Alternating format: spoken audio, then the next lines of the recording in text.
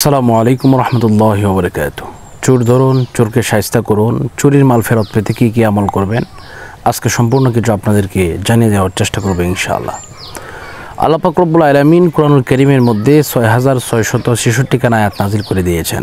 এর মধ্যে একখানা আয়াত আছে যে আয়াতে কারিমা যদি কেউ ১,১৫,০০০ মতান্তরে ১,৩০,০০০ বার যদি কেউ পড়ে, তাহলে যে চোর মাল নিয়েছে, আপনার সম্পদ নিয়েছে, টাকা পয়সা, গয়না, স্বর্ণ, এই সমস্ত দামি দামি বস্তু সহ ছোটোখাটো বস্তু যদি হয়, যেটা আপনার খুবই প্রয়োজনীয় জিনিস, সেটা যদি কেউ নিয়ে থাকে, তাহলে এই খতমটা পড়ার মাধ্যমে ইনশাআল্লাহ আপনি আপনার মাল ফেরত পাবেন।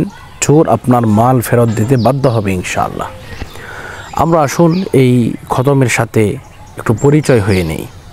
এটাকে অনেকেই বলেন জালালি খতম বা অনেকেই বলেন খতমি উনুস।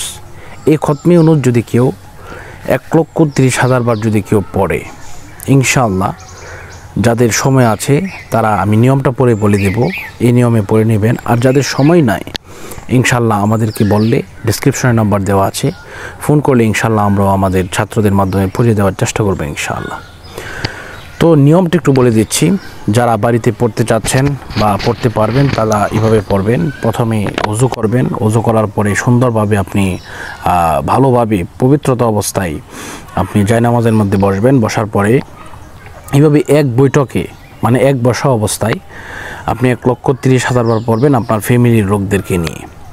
তো প্রথমে সূরা ফাতিহা একবার, এরপরে সূরা ইখলাস ৩ বার, কয়েকবার দরুদ শরীফ পাঠ করার পরে এইভাবে পড়া শুরু করবেন, লা ইলাহা ইল্লা আনতা সুবহানাকা ইন্নী কুনতু মিনাজ জালিমিন। এইভাবে ১০০ বার যখন হয়ে যাবে তখন পড়তে হবে ফাস্তাজাবনা লাহু ওয়া নাজ্জায়নাহু মিনাল গাম্মি ওয়া কাযালিকা নুনজিল মুমিনিন। এইভাবে এই খতমটা যখন পড়বেন, দেখবেন ইনশাআল্লাহ সাথে সাথে অথবা ৩ থেকে ১ সপ্তাহের ভিতরে, সর্বোচ্চ ৪০ দিনের ভিতরে আপনার মাল আপনি ফিরে পাবেন। তো আমি একটি ঘটনা আপনাদেরকে শেয়ার করতে চাই। তা হচ্ছে, আমার নানা একজন মসজিদের ইমাম সাহেব ছিলেন। তো ওনার সাইকেলটা মসজিদ থেকে চুরি হয়ে গেছে।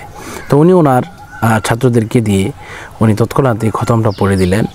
ইনশাআল্লাহ মাত্র ৩ ঘন্টা লাগে এই খতমটা পড়লে, কিন্তু মাত্র ১ ঘন্টা পড়ার পরেই চোর সাইকেল নিয়ে ফেরত এসেছে। এটা আমি নিজে সাক্ষী, এবং আমি দেখেছি চোরের এদিক দিয়ে ওই দিক দিয়ে রক্ত লেগে আছে এবং চোর কান্না করতেছে, না পায়ের মধ্যে এসে পড়ে গেছে যে হুজুর মাফ করে দেন, আমি আর সহ্য করতে পারতেছি না।